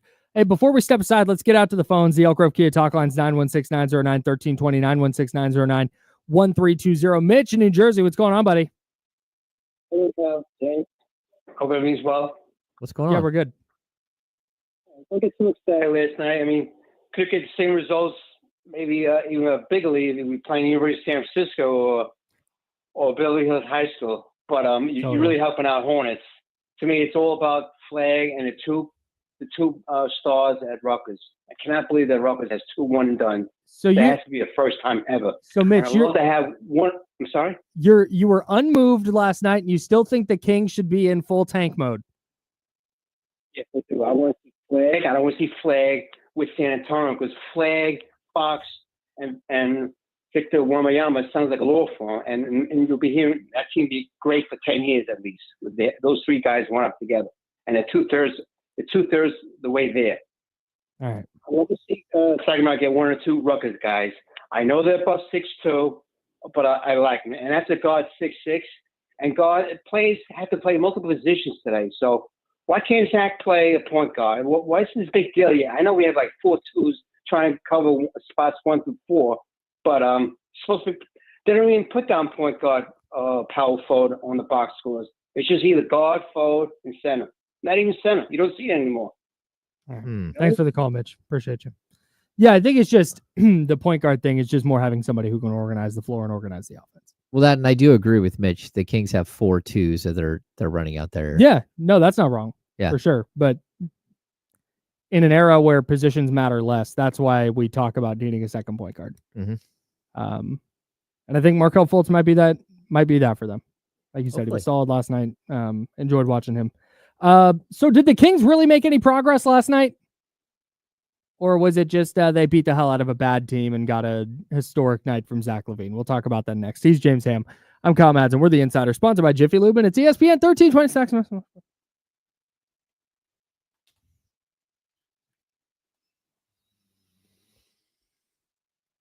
love Mitch's commitment to the bit. I can't understand him half the time. I'm with some of the people in the chatty house. I can't hear him. Oh, you don't speak Mitch? I don't. Download Duolingo, dog. R.I.P. Duo. Also, LaVine isn't horrible as an on-ball defender. He gets lost in switches. He gets lost on back cuts, and like team defending is where I think I've seen the biggest issues, where he just doesn't have it in him to step up and be that type of defender. Even last night, there was a play where I think Nurkic went right down the middle, and LaVine just kind of reached and swiped at him a little bit and let Nurkic go right in, and Doug called a timeout like instantly. Like, you can't give half effort there. You have to actually like at least try. So. Yeah, Oso, why are you being so negative, dude?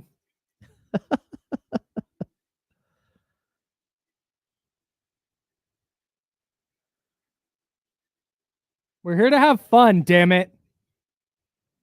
Steven Castaneda, did he? I've never been mistaken for David Caruso, but that's okay. No chance. No chance. Even young David Caruso from First Blood. Yeah, I don't see it.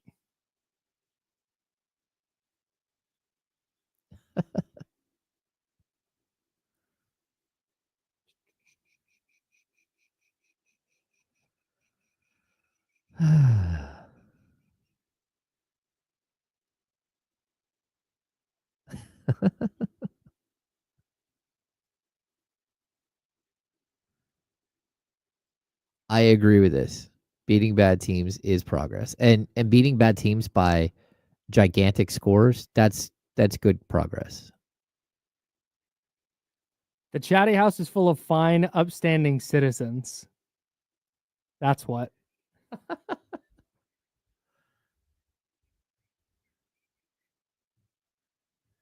I do not. That's facts. You don't know? You've never watched the first Rambo? No. Oh my gosh, it's so good. Bro, we have long established I've not seen any movies. Damn it, man. That's one, like, even my son has watched multiple times. My oldest, he's a movie buff.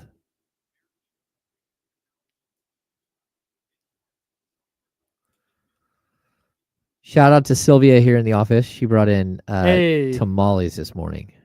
She sure did. I did not have a tamale, but I did. Kyle did. Bomb. Yeah. With some But- homemade salsa with it. You've been awake a lot longer than I have. today. That's very true. Yeah. Yeah, Chris Ochoa. Kyle has watched a lot Calm down. more of everything than Brendan. Yeah, from what I understand, I'm basically Scorsese compared to Brendan Nunes. Yeah. Brendan literally is like he was born in a bubble that had no TV. I don't understand. Which is funny because even his dad, I've met his dad, and his dad's like, I don't understand why he doesn't know any movies. He's like, we watch movies all the time. Like yeah, he falls asleep. Like it takes him 6 times to get through a movie. I'm trying to be better. I'm trying to be better about watching movies. I've seen 30 Rock a lot of times, though. So if anybody wants to do 30 Rock jokes, here we go.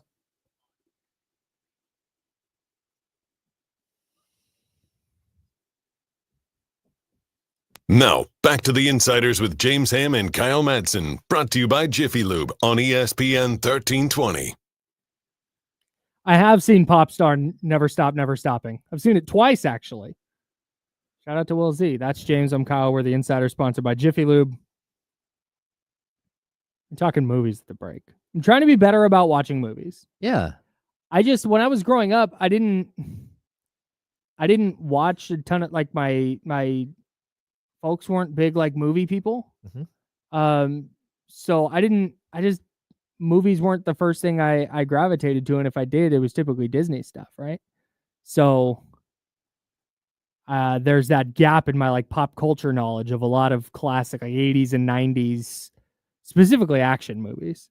Oh, really? Yeah, man. Huh. Like you pick your 15 favorite action flicks from when you were a kid Okay. or growing up, and I've probably not seen it. Yeah. In fact, I'm almost certain. That's wild. I've seen through Rocky 4. Is Rocky 4 the one where they run on the beach? No, well, Rocky 4 is, I believe it's with against a Russian. Drago. Yeah. Okay. Yeah, then I've seen that one. Okay. Is there a Rocky 5? There's a Rocky 5 and then a Rocky Balboa, which I actually saw in theaters, weirdly enough. oh, wow. Okay, so like the Rocky movies, they got old because it's basically the same plot, right? Like the Rambo movies got old as well. Once you get past the second one, then everything else is just kind of like a different version until you get to the last one, which is dark as hell, and I don't suggest. Okay, good but to know. The first Rambo is it's a genre of film that's being made coming out of the Vietnam War. So we have Deer Hunter, right? We have Rambo, and they're the first movies that put the return home of military servicemen in a dark a dark light where they're mistreated and you know, like the damage that's done. Because before that, war movies were they're basically propaganda pieces. Or, you know, super exciting, all that stuff. We get into that dark stuff, and then like you get into the 80s and it carries on. So we get Platoon, we get Full Metal Jacket, like some great movies, but they're very much not like what we were used to before that. I think I watched Full Metal Jacket in high school. That's intense. Is that the one? Vincent D'Onofrio, Matthew Modine. Oh, then maybe it wasn't. Maybe I saw Platoon. Platoon is Charlie Sheen. Yes, that's the one. Martin Sheen? Yeah, probably Martin Sheen. Tom Berenger. Yeah, that's the one I've seen. I've seen Platoon. Willem Dafoe is in that? I believe. I feel like yes, because for some reason his face is in my brain, but that might just be because. Yeah, see, that's when we start getting like the real what war might really look like, right? So intense. Yeah, my penchant for when I have a couple hours to kill is to either read or watch a TV show I've already watched. That's just okay. But I'm trying to be better. I have not seen that. You've never seen Hot Shots or Hot Shots Part 2? No. Oh, that's Charlie Sheen.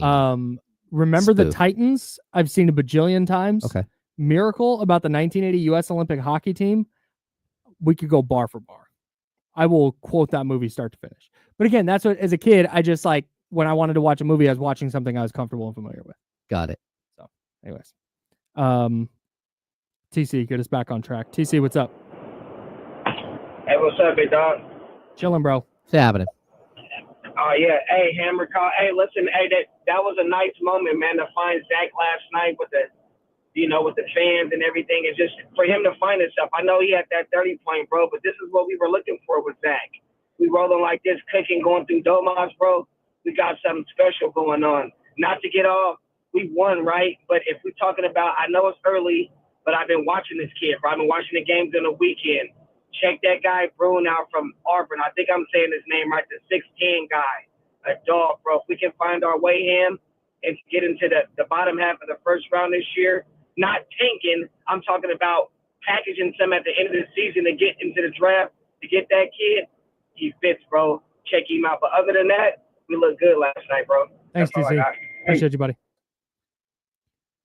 So not tanking because you want your pick to convey this year. Well, I mean, maybe not. I don't know. Like, okay, so the Kings right now, they sit in 13th place in the lottery, right? And someone earlier said, hey, if they're the 10th spot, won't they get to keep their pick? No, their pick is top 12 protected. So right now, like, they're right on the bubble of whether they keep their pick or not. And it doesn't matter where you're at pre-lottery. Right. It is the lottery, not the standing. Yeah, so if there's a way for you to move up in the lottery, then it's still your pick is still protected. Like, you can make the argument that like it might be better for the Kings to keep their pick this year, because there's no guarantee that they'll give up their pick next year either, and then the pick dissolves into 2 second-round picks. If you give your pick this year, what you do have, like, just the semantics of it, on July 1st, you now have access to your 2032 pick. Right. So if the Kings were to give up their 2025, they would then have access to a 26, 2 27s, a 28, a 29, a 30, 2 31s, one of which is pick swap protected, and a 2032. So all of a sudden they would have access to 9 first-round picks and variables on the first-round picks as far as stepping rule, because you have a 27, an extra 27, and you have an extra 31. So you could trade back-to-back picks in specific years. So, like, interesting, right? And, they could give up, like, realistic, they could give up their own 26 and their own 27 first-round picks. Still be under the stepping rule. And still be okay in the stepping rule. Yeah. Yeah. Great. Fingers crossed. So what I guess struggling with since last night's win is trying to figure out, okay, how much stock am I putting in this? Because it was undeniably like the if you had told me, hey, they're going to win 130-88, I'd be like, take that for sure. Incredible. Love it. But there's part of me that's wondering, okay, how much of last night was actual progress? And how much do we think, oh, there's stuff to build on here, there's tangible growth here, and instead of just like, oh, they played a bad team and they played a little harder than normal. How much of that was tangible growth, and how much of that was, hey, they played a bad team, Zach LaVine scored 42 points, and they pulled away at the end? That's what I'm trying to weigh right now, because again, my natural inclination as a sports fan is to overreact to whichever direction. I think both things are true, right? We saw tangible progress in a game. We saw the team do things that looked better than what they had done before. The second unit specifically looked really good. I think the second unit looked really good. I think Zach LaVine looked really good. I think running the ball through Domas for long stretches of the game was really good. I thought that, guys fitting in and figuring out their roles, like, it was happening more. Again, you brought up Trey Lyles. He ends up with like 8 points after not playing in the first half, but everything was in rhythm. The passes to him were great. I thought Valanciunas stepping into a role looked great. Like, there are a lot. LaRavia, I thought, again, a guy can impact the game without scoring at all. So all of those things were good. But the fact is, you did it against a team that that is really, really bad. Mhm. So for me, it doesn't matter. The Kings still have to get the win, right? Mhm. No doubt. But they almost need that type of scrimmage atmosphere where you get to try some new things. You get to get comfortable on the floor together. You get to play with some resistance and against someone that's different than your own team. Mhm. But at the same time, they aren't, they aren't a team that's going to jump up and bite you. Mhm. And so, like, look, I think fans should be excited because they got to win.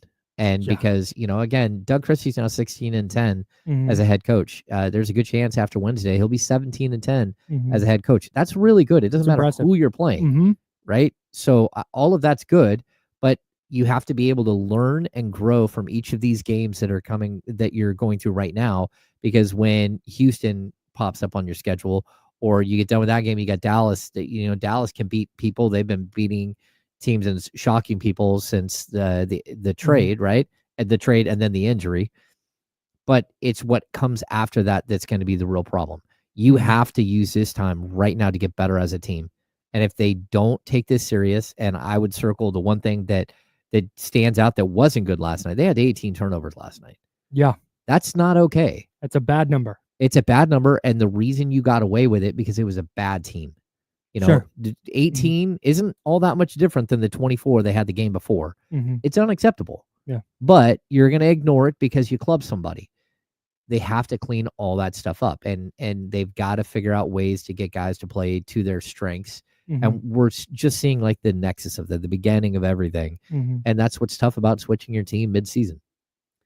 The thing this does for me is, again, I'm not ready to raise their ceiling, but I am, for now, not looking back and going like, "Hey, what's Phoenix doing?" Like, what? Like, if Sacramento plays like they did last night for the most part, you're going to beat the hell out of bad teams, and you're going to win a lot of your games against teams in the same tier as you. Mhm. And it gives you a chance against a team like Boston and OKC. And again, I don't think they're all of a sudden going to win all their games and be the 3rd seed. But if you're mapping this out and going a game at a time, having a performance like that under their belt against whoever is meaningful, because like I said at the top of the show, it's just proof positive. Okay, they can do it. Mhm. And now here's film of, hey, this works. Here's how this goes.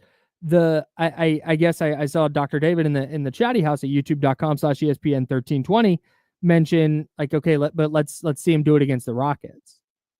And I agree, but also going into last night, I was like, let's see them do it against the Hornets. Mhm. And now they have it. It's like, okay, good. Perfect. Got that out of the way, because they hadn't done it against the Pelicans. They didn't do it against the completed Mavericks team. They didn't have like I said, they have not just beat the brakes off a team like that since the middle of January when they played the Wizards.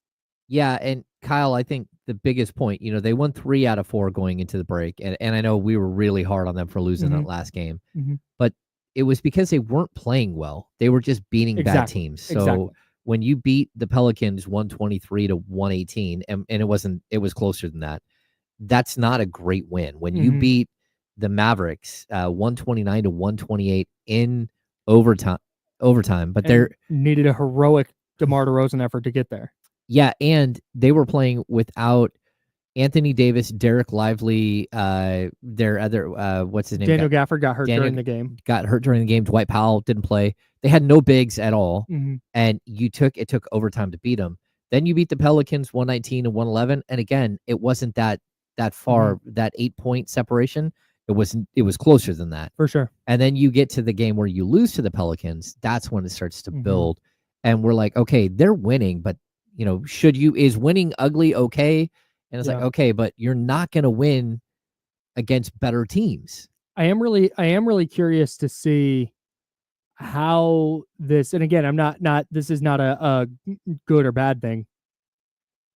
It's just a thing that I'm watching moving forward, is how the offensive distribution plays out over the next handful of games. Because last night you had 19 shots for Zach LaVine, 14 for Malik Monk, and 12 for DeMar DeRozan. Just 7 for Domantas Sabonis and 9 for Keegan Murray. What happens on a night where Zach LaVine is 7 of 19? Are they picking up that offensive slack, and if so, how? Is it continuing to run the ball through Domas, or is it Monk and LaVine and DeRozan saying your turn, my turn, his turn, my turn, your turn, his turn, my turn for 4 possessions now because somebody's trying to get going? And again, we don't. That may not be an issue. It may just be, hey, we're going to run everything through Domantas Sabonis, and that's how this is going to go. And you're going to shoot 15 to 18 times a night, depending on who's hot. Mm-hmm. And that's how it's going to go. Well, I would tell the concern that I have is that the last time, against the Pelicans going into the All-Star break, Zach LaVine scored 32 points and had 10 assists, right? Mm-hmm. He was 12 of 24 from the field. The next game, he was 5 of 12 from the field and scored 13 points in the loss to Golden State. Now, he only played 34 minutes versus 45 and all that stuff. But the point is, like, it has to be, you can see exactly who Zach LaVine is. Mm-hmm. He's not 32 and 10. He's 40. He's closer to 42 and 2. Yeah. And so you have to put him in the right position and play to his strength. His strength is clearly shooting the ball, getting downhill, like going to the rack and scoring, getting out in transition. Like, these are things that he's really good at. You have to find ways to play to his strength. And that's why playing through Domas means so much. Mm-hmm. But you also have to find ways to play to Malik Monk's strengths, which is hitting the open three, but also getting the pick and roll game, highlight reel dunk here and there. But, so how do you blend all these things together? You got to play to DeMar DeRozan's strength, which is shooting that mid-range jump shot. You got to get to Keegan Murray's strength, which is, at this point, it's a set 3-point shooter, but it's also like getting him opportunities to do more because he does have more in his game. And they just aren't to the point where all of these things are blending at the same time. But there's a window in which you can see that they might be able to get there. I think it's a really good thing to score 42 as opposed to DeMar's 42, which was, if DeMar didn't score 42, you lost that game. Yeah. This was a guy scored 42, and it was a lot of fun, and you won by a ton. Yeah, and the last 18 of them were just a party. Yeah, just a total party. Yeah, man. Again, everything I have after last night is more, I would like consistency now. That was it. That's kind of what it looks like. Now let's see it in Utah, and let's see it consistently moving forward. Yeah. Can you do it against Houston? Even if you don't beat Houston, can you still give Houston a run? Can you make it look more competent and more like an NBA basketball game? Yep. 1,000%. Before we head out for the handoff, I saw this morning that the Cowboys are letting Trey Lance walk in free agency. That's wild. They traded a 4th-round pick for him 2 years ago when they didn't need to. He was going to probably get released. So they traded a 4th-round pick for him 2 years ago and are now letting him walk, and I believe he started 1 game for them. That's just bad asset management. The biggest question is, why did you trade for him if you had no intentions? And because when you trade for somebody, they had to pay him. Like, it's not like he was on a 2-year, $3 million deal or something. Yeah, he was still on his rookie deal. He's still on his rookie scale contract, so he's pick, making like $8 million or something to be your scout team quarterback and never really give him a full shot. Just weird asset management, like you said. And if he's just that horrible. I thought in his start he looked better than he had at really any other point of his career. His start for Dallas this year. But if he's just that horrible, then I don't think he is. But like you said, you never even made him your QB2. He's just going to be your emergency quarterback, and you give him a 4th for him.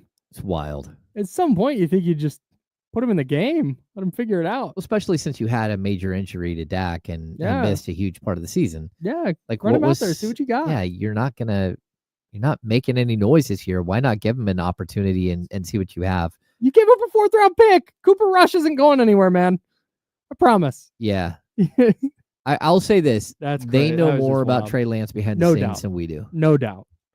I'm just floored that you give up a fourth to have a emergency quarterback for 2 years. And somebody without any type of experience. Insane. All right, the handoff coming up. One of D Lower KC will be in here on the Insider, sponsored by Jiffy Lube. That's James Ham. I'm Kyle Madsen. We're back in a second.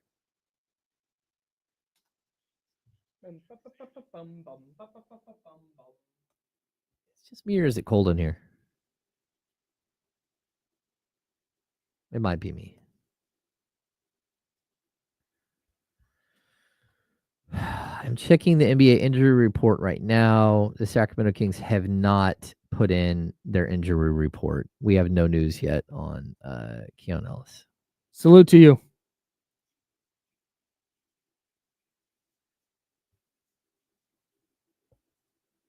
Yep.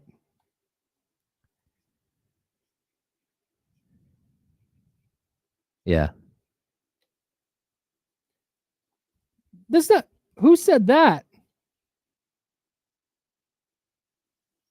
What are you talking about? Well, the Niners did give him a ton to draft him. Yeah. They made a massive mistake. Yep. Lucking into Brock Purdy is the only reason Kyle Shanahan and John Lynch still have jobs.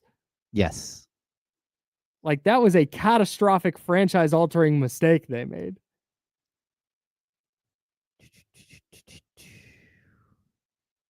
It's not...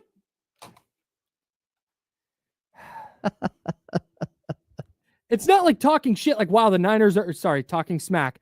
It's not like, oh, man, the Niners are so much better at this. Like, no, they made a huge mistake with Trey Lance, too. I'm shocked that the Cowboys gave up a pick to get a player who was likely to be released and then did nothing to see if that player could play. Mm-hmm. And then let him walk. That's all. Yeah. The 49ers made the much bigger Trey Lance-related mistake, but that was 4 years ago. The Cowboys are doing this now. That's why we're talking about it and not the draft pick the 49ers made 4 years ago. Yeah. Goodness me. It hurts when you have to trade a player and you still owe picks. You know, it's kind of like the Kevin Huerter trade. Like, the Kings still owe a pick for Kevin Huerter, and he's no longer on their roster. Yeah, bad asset management happens all the time. Yeah, big shout out to Kevin Huerter, who had a really nice game. He had 7 threes last game, 2 games in a row. He's actually, wow. Yeah. Look at him go. Yeah. Figuring it out. Kevin Huerter is trying to figure it out. Pull for Kevin.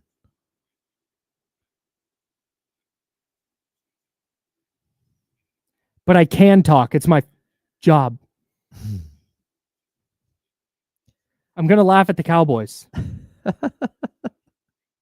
Is that crazy? Oh.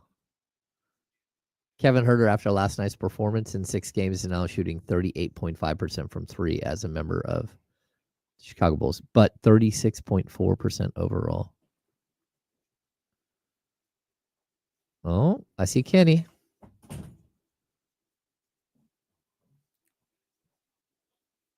Pyru Kenny again today.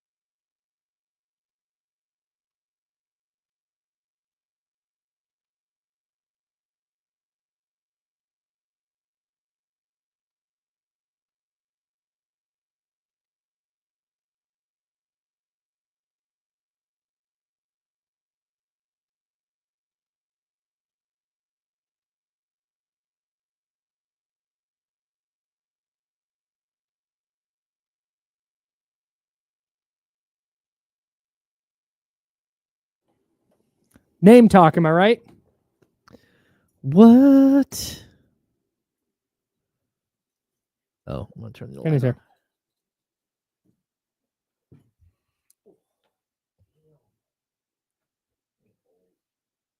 It's all in your mind, bro. Kick, punch. It's all in your mind.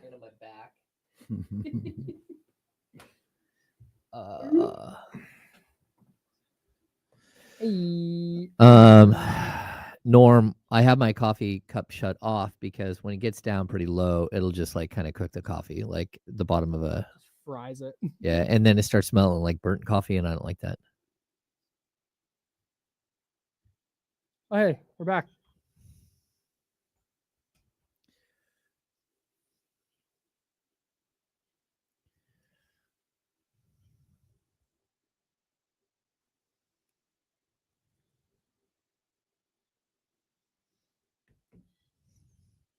Now, back to the Insiders with James Ham and Kyle Madsen, brought to you by Jiffy Lube on ESPN 1320. Yeah, that's exactly right. D-Lo and KC coming up in about 15 minutes, which means it is time for the handoff. It's time now for the handoff. Taking the handoff from James and Kyle today, here's KC, Kenny Caraway. Kenny Caraway in the building. How's it going, man? I'm good, man. I'm good. It's a Tuesday. Sun is shining. Everything's good. No complaints. Zach LaVine, 2 assists, 3 turnovers last night. Your thoughts? Take care of the ball. It's ball stopper. Come on, man. That was quite a performance, man. That was. What was the number that he scored 18 in the fourth quarter? Yeah. And he played 5 minutes. Yeah. And still outscored the Hornets. And he didn't even score almost for the first 2 minutes. So it was really like a 3-minute stretch where he scored 18 points. That is crazy. I mean, Yeah. he's a lethal scorer, you know, when he's aggressive and when he's got it locked in. I'm always amazed at NBA players for sure. Even some pros, like I played with like some guys overseas, right? About like when they get it going, they literally can shoot the ball from anywhere. It doesn't matter what defense you have. It doesn't matter how close you are, how much you get a hand in the face. Like it doesn't touch anything but the bottom. It's amazing to see. I was trying to think how many players in the league are capable of that kind of stretch. Mm. Steph is 1. Mm-hmm. Zach LaVine is 2. I think Luka's probably up there. Luka can get rolling like Off that. the top of my head, I'd say it's maybe a safe number, but I'd say like 25. Oh, I said 8. Oh, yeah. I don't know if it's as many as 25. I mean, it used to be that Clay could get that way. But again, it's all Yeah, off it's the not- catch and shoot. Yeah, it's not the same. Yeah, I mean, and it's different. I mean, he doesn't have the range, but like DeRozan could get there.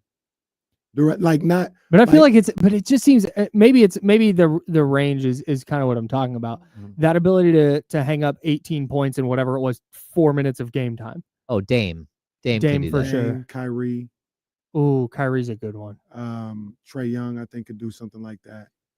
It's been a long I time, think though. it's about 20 to 25 people who could do that.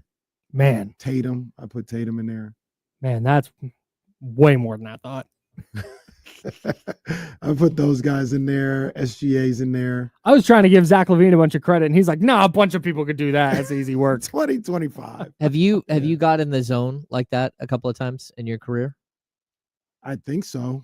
I don't know. You Like, have to have had a game where you go, it doesn't matter what I throw up, it's going. yeah, it's going in. I've scored a lot, and it's like been good percentages or whatever. Mhm. But Efficiency. I just like I don't know if I could get like those guys, those NBA guys, where like it doesn't matter what the defense is. Yeah. Like it just does not matter. Yeah. If That's somebody's gotta- standing right in your hip and they'll still hit it. I don't. That's got I to don't be know if I've so reached that demoralizing. before. That's got to be just so demoralizing. Yeah. Where there's just nothing. There's nothing you're going to do. Just like you can get a contest, you can throw a double, you can pick them up full court, you can pick them up at half court. It doesn't. It's just And from where he's shooting them, what the two? I don't know if it was the two 31 and last 30 were ones. the last two. Yeah. That's crazy. Off the bounce. One was with the right hand off the bounce, which is to me is a lot more difficult. Yeah, that's just the. What do NBA you mean by guys. that? It depends. Some people are comfortable shooting both ways. Me personally, and you see Steph do it a lot too. He'll have the ball in your left hand because when you have it in your left hand, sorry, radio, this is visual. It Mhm. just comes up like this. Right. I see. Okay. Right hand, you got to get on top of it, get your shoulder square, go like that. I see. So it's just Okay. a little bit more difficult for some people. But if you work at it enough, and really if you're tall enough, like it's not really a big deal. All right. What I love was a moment where you could feel him feel the crowd. Mm. Like the crowd was like egging him on. Like he got a standing ovation. Mm. Like during the run, like fans were on their feet. The whole building is lighting up. You're watching everybody getting like they were like, keep shooting, man. Like what they did. When McDermott, Yeah. right? When Yeah. McDermott got crazy hot that one quarter. McDermott's one of them. No, he's not. But it was good to see. It was good to see him like have that moment where it's like, hey, you became a Sacramento King. Mhm. That's what it felt like in that game. Yeah, no, that's a good call, man. I and shout out to the crowd, man. It was good last night. They were there. They were locked into that performance. That's just what they do, and that's really what I worry about, and I wonder if if they went tanking, and or just like ripped it down and completely stripped everything down. I know this is a great fan base, but I'll ask the question on D-Lo and KC too, but I'll ask you guys: would you rather be the Kings right now or the Hornets? The Kings. Yeah, 'cause that's what you're staring at. And think about the Hornets have been doing. We asked the question a couple of weeks ago: have this incarnation of the Hornets ever been good? Like Kemba for about 3 years, maybe. Yeah. But other than that, we're talking they've been around It's for been a another long time. 25, almost 30 years, and they've done nothing, absolutely nothing in this league. Would you? I don't necessarily care which direction you go because I'm gonna still go to the games. I'm gonna still watch. I'm gonna still root for them. But that's the question I ask people when they say, "Hey, tear this whole thing down." Do you want to be the Hornets or the Kings? I think people have this weird thing that I even had a conversation with someone courtside last night, and they're like, Wow. well, it was in pregame. It was like where I just wander around. But they said, oh, well, we've never really torn it down. And I'm like, what are you talking about? Like the Kings had 3 first-round picks in 2016, and they traded for Buddy Hield, who was a rookie, the 6th pick in the draft. The next year, they had 3 first-round picks in Fox, Justin Jackson, Harry Giles. They had the 2nd pick in the 2nd round, which they brought Frank Mason in, and they brought Bogdan Bogdanovic as a rookie over. They had like 8 first and second or 9 first and second year players on the team at one time. That's a total teardown. Yeah. Like you brought in Zebo and you brought in Vince Carter and you brought in George Hill, but they never actively were like, we're going to suck and try and get the first pick. They did it once, right? With when they tried to get Blake, yes, and it didn't work. Well, they won 17 games. Oh, Oof. And they ended up in that draft with the 4th pick, which was the worst pick they could have got because it was the top 3 were lottery, and they were the worst team in the league, and they got Tyreek. The next year, again, they should have either been the 1st or the 2nd pick, and they fell to 5, which is where they got Cousins. So 3 teams moved above them, so they were the 5th pick. They were the 2nd worst team in the league and ended up with the 5th pick in the Cousins draft 2010. It doesn't usually work to fully tank. And even when they did move up in the draft, they were the 8th spot when they moved to 3 and back to 5 with De'Aaron Fox. They were, again, either the 7th or the 8th when they moved up to get Marvin Bagley at number 2.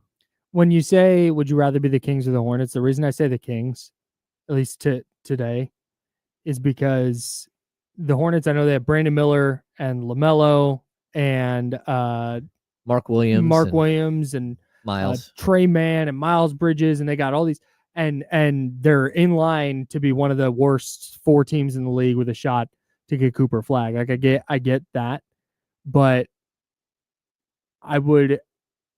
The Kings are 2 back of a 6 seed right now, so I would so much rather like take this shot and roll the dice and try and make the playoffs this year than be where the Hornets are. Because there's no guarantee the Hornets get the first pick. There's no guarantee that the Hornets are going to be worth a damn in 10 years. They even have an all-star caliber player right now, and it doesn't matter. Like LaMelo is an all-star talent. Like, you know what I'm saying? Like he's But it should have been an all-star. It doesn't even matter. Like they're still awful. Yeah. They also they can't lure free agents either. So they're in that really rough spot where you have to trade right, you have to draft right. Exactly. So you can prove up a player and go trade him for better stuff, maybe.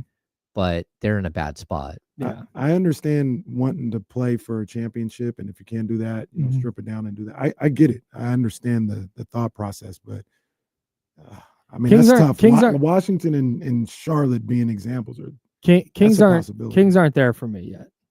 Like not even close. Mm.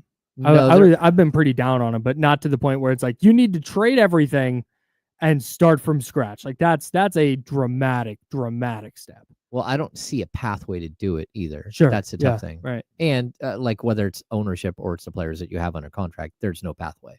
Yeah. Stuff. All right. What do you guys got coming up? A little bit more on the Kings situation. You guys talked about it, but the booing of De'Aaron Fox was a little surprising last night.